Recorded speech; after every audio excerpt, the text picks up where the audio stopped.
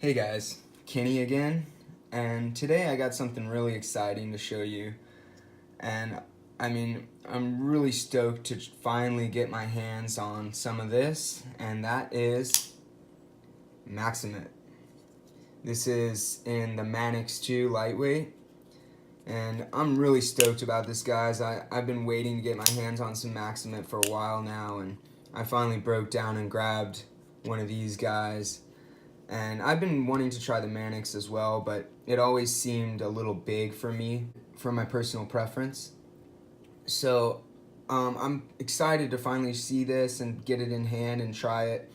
I did get this cool Blade HQ Spyderco work mat, paramilitary 2 work mat. And it's a pretty cool little work mat that comes with any Spyderco orders over $79 right now on Blade HQ. I don't know if they're still available. Last time I looked, they were. Just a nice little mat. Pretty cool. But yeah, about the knife. Oh man, guys, I'm super excited about it. And when I finally got this guy in hand, I was pleasantly surprised. It is big. Don't get me wrong. It's definitely big in the pocket, and in this dimension, it's pretty wide.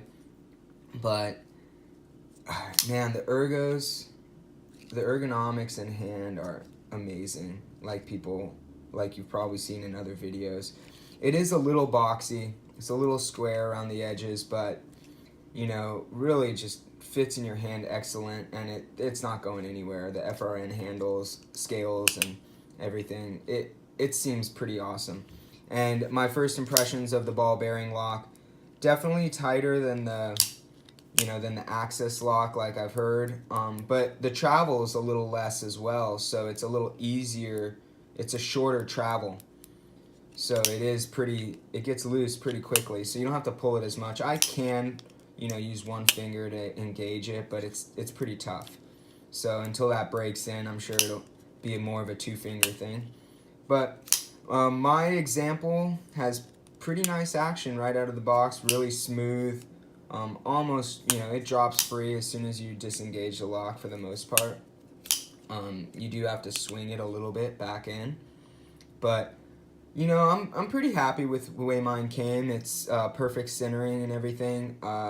There is this little bit of gap here, in the back. And, of course, these are not smooth. So the lightweight, FRN, it's definitely not going to be as nice as your G10 handle scales and everything, but it's fine. For 181 bucks or whatever it is right now, of course I'd like to have G10 scales, and I probably would have grabbed a paramilitary 2 or the para 3, but I don't feel like waiting till that finally comes back in stock. I don't know when that's going to happen. I didn't get one when they first came out, so kind of missed the train on that one. But I'm really excited about this. The sharpness of this blade was not amazing out of box.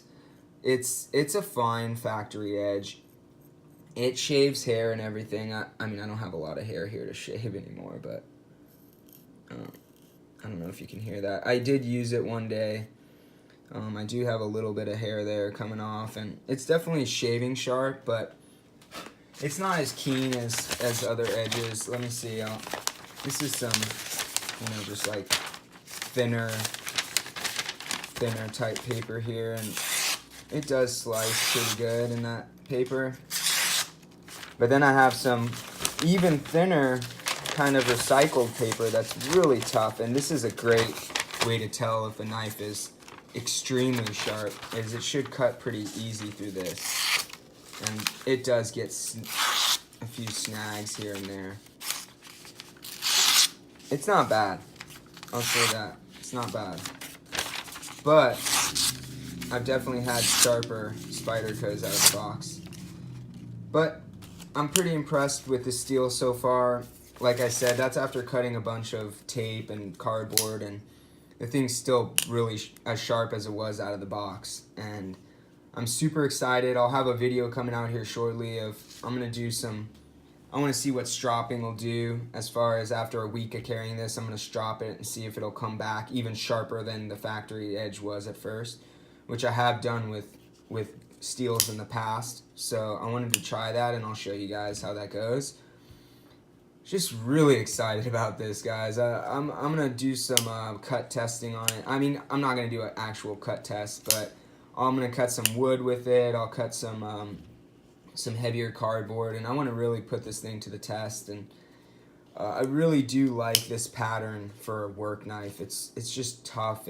I mean, yeah, the FRN, I wish it had liners in there and stuff, but I will eventually grab a Para 3 or a Paramilitary 2, hopefully, in this steel, so that I can get it in the template I really love. I probably will learn to love this Manix, but it is a little big for my usual taste. I do love this blade. It has a nice full flat ground blade, and it seems to slice really well. So definitely excited about this one, guys, and I want to show you because I'm so excited about it. I'm probably gonna have a hard time getting this thing out of my pocket for a while because it is really sweet. I'm so excited. The blade finish is this stone wash, and it's actually really nice. It's beautiful, and everything's chamfered so nicely because of the stone wash, which I've heard from other reviewers and stuff saying that it does come out really nice, and it is. It's very nice and very smooth action. So I cannot complain about this. I really love how it's going so far for me. I do love the way this thing fits in hand, in either grip. It's just super locked in, and I have a feeling that the Manix 2 is going to become one of my, top knives, because I was skeptical at first, but I'm impressed by it. I do like it. I love the way it fits in your hand, and it's actually pretty good in the pocket too. I find that it does tuck away, the clip is a little offset, so the knife wants to tuck back into the pocket, and I do find it carries pretty deep as well. I mean, this little bit hanging out doesn't bother me, especially with this, because it doesn't really look like a knife in your pocket. With this clip and everything, it almost looks like a pin. I mean, yeah, that's not a pin, but it doesn't look necessarily like a daunting knife in your pocket. So I'm actually really liking it, and I'm really excited. So anyways, I'm going to keep this one short. I'll come back with some more videos. Obviously, I'm going to do after time, I'll do a more in-depth review of this and let you guys know. But just for now, I just want to show you guys what I got going on. There is one other thing I want to show you, and this is another project that's going to be coming up here shortly. That's right, it's a mule team. That's A11 steel from Micro Mill. And let me just pull that out for you guys. Super excited about this one, guys. I'm going to be making handle scales for this out of micarta. I've already laid up the micarta, but you guys will be seeing some of that process. And then I'm also going to make a kydex sheath for it. So other exciting stuff coming up in the woodworks, as well as if you guys saw my last video, I'm going to have some patina, acid etching coming up too. So yeah, guys, I know a lot of Spydercos right now, but it's kind of what my kick is right now. Kind of been unimpressed with the last few Benchmades I got. Not that I was great knives, just not as, the fit and finish just wasn't up to my standards, and I'm just tired of getting knives and having to work on them to get them where I want them. I want a knife that comes out of the box and is pretty much where I need it.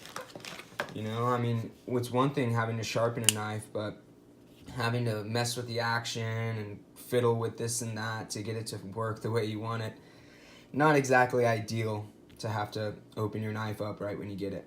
So yeah, that's why I've been sticking with Spydercos lately, and I mean, there's a few other companies I've been messing with, a few little Chinese companies making cheaper knives that I've been trying just as an option when you don't want to spend as much, and you're just not gonna, you want a knife that you can beat on and not worry about which this one actually might be as well. And again, got some cool videos coming out shortly.